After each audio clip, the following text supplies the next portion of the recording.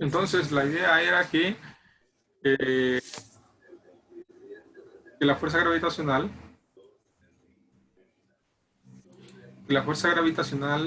o sea, que sí afecta las cargas, eh, bueno, debería tomarse en cuenta, pero ¿por qué no se toma en cuenta?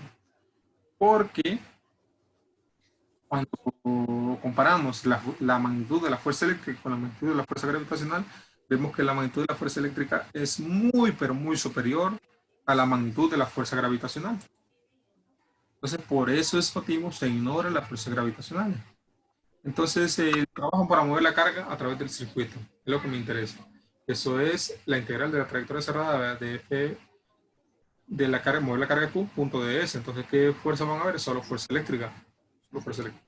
Entonces, la fuerza eléctrica va a estar dividida en dos, que igual va a ser el trabajo para mover la carga a través de todo el circuito para un campo conservativo y para un campo no conservativo. Entonces, aquí ustedes pueden ver que la fuerza se describe como Q por el campo eléctrico.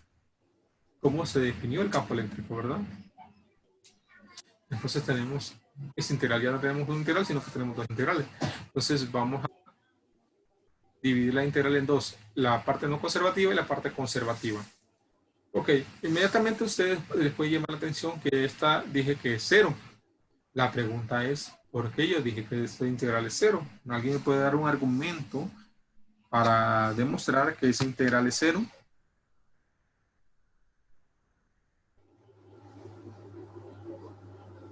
¿Sí? Cuando definieron potencial no hubiera un tema muy importante que era la campos conservativos o no.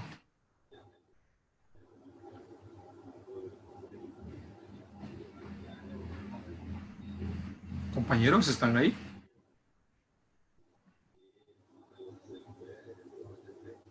Bueno, ¿verdad? Dígame.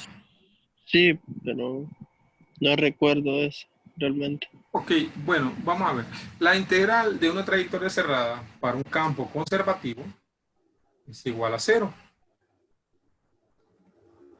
Siempre, ¿verdad? La integral para un campo conservativo de una trayectoria cerrada es igual a cero.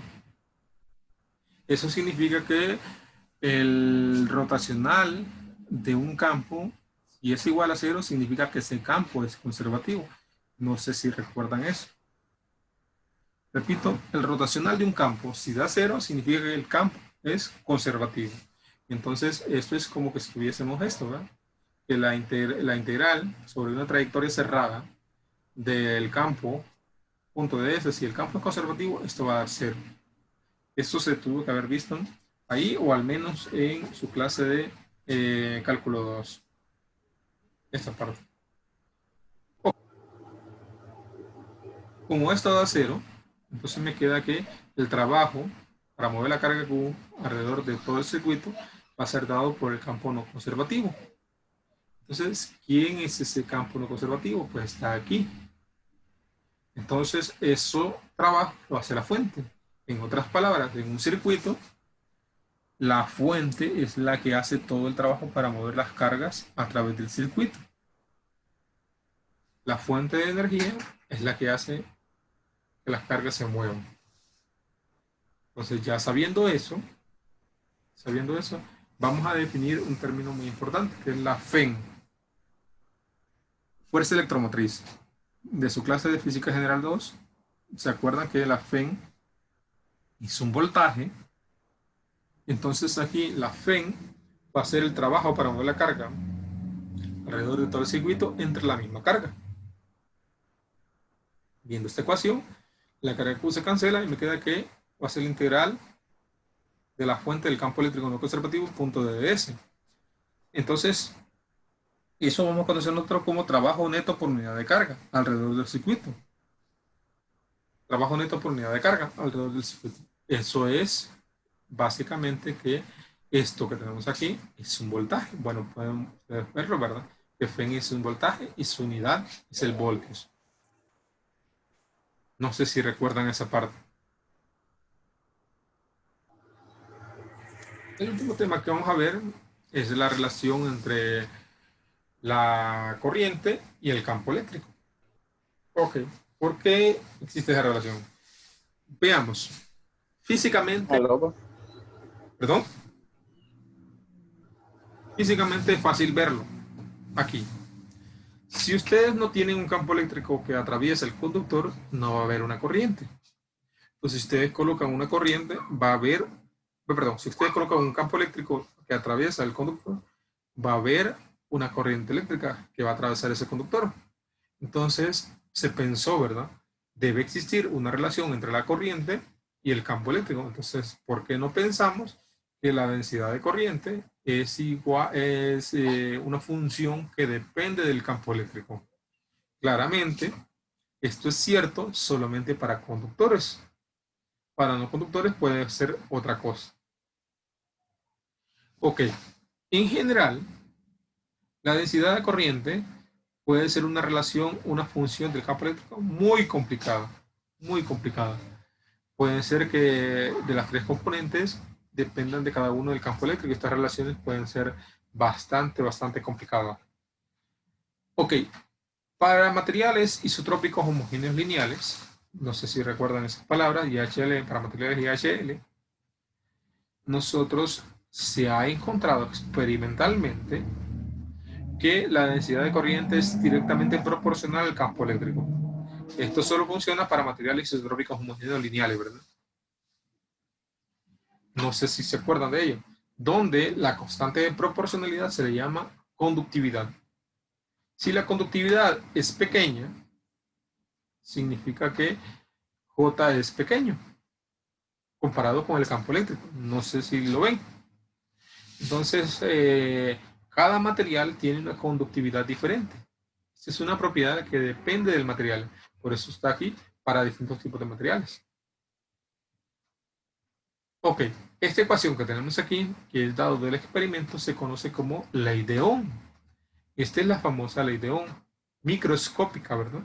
Entonces, primero se encontró esto y después se encontró la ecuación que técnicamente utilizamos, que es voltaje igual a resistencia por corriente. No sé si saben de lo que les estoy hablando.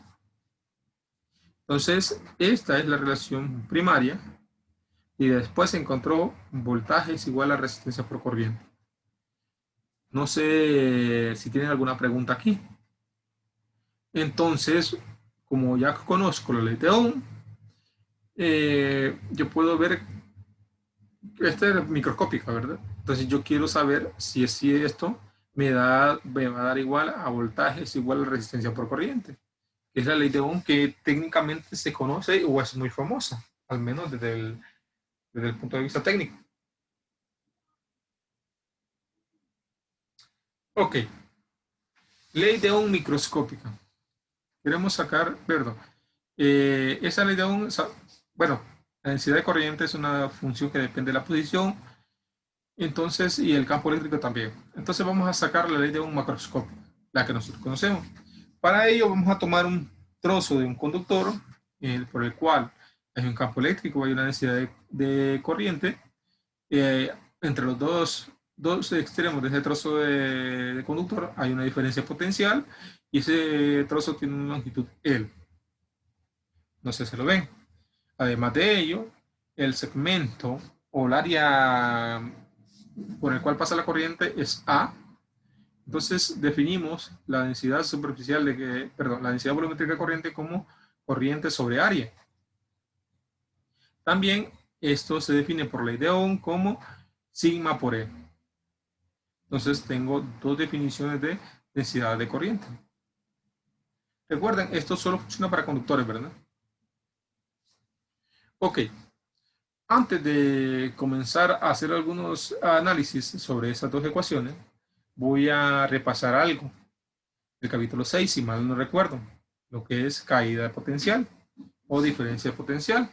Si yo tengo dos puntos, 1 y 2, que los uno por una curva C, el potencial 2 menos el potencial 1 es igual al negativo de la integral desde 1 hasta 2 de punto de DL, donde DL es el diferencial de línea, no sé si recuerdo.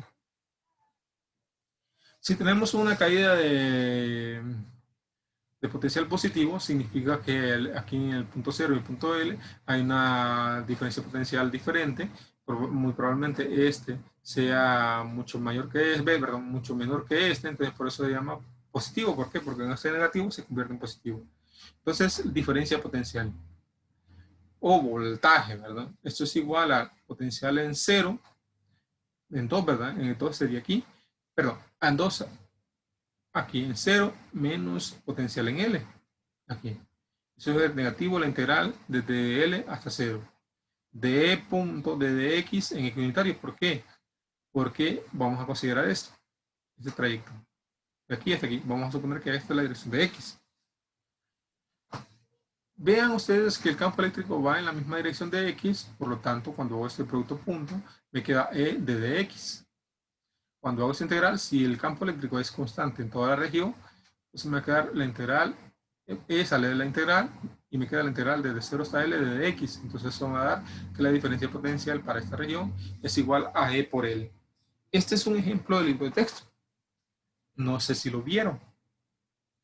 No sé si vieron esta parte o no.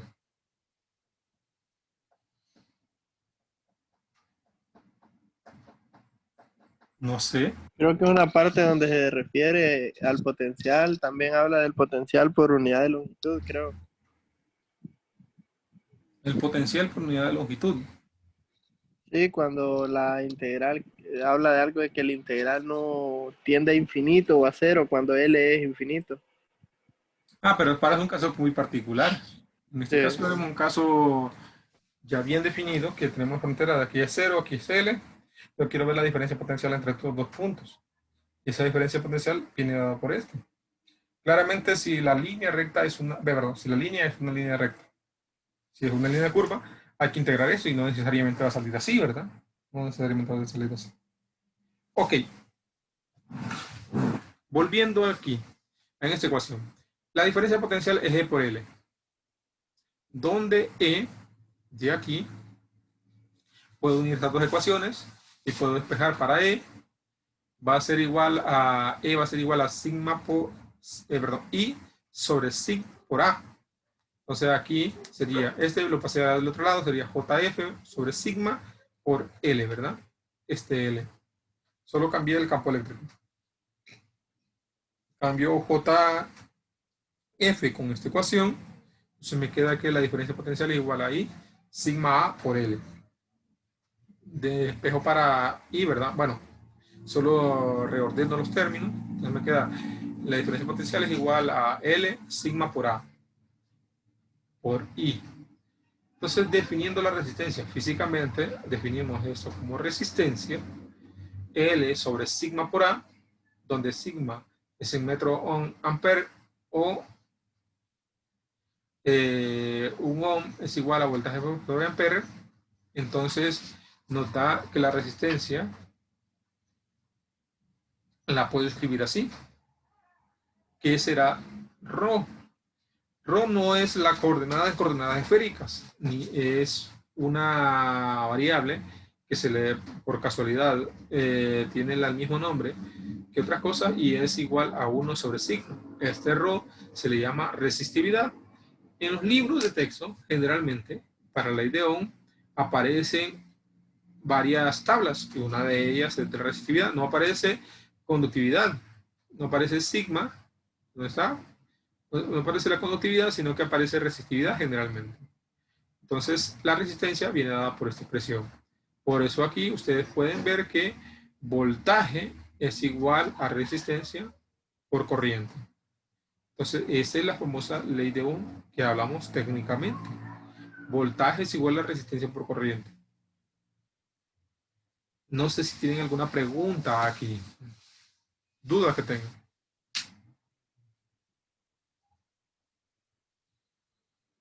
Bien, ya es hora, por lo tanto nos vamos a quedar aquí. No sé si tienen alguna pregunta ustedes. no, todo claro.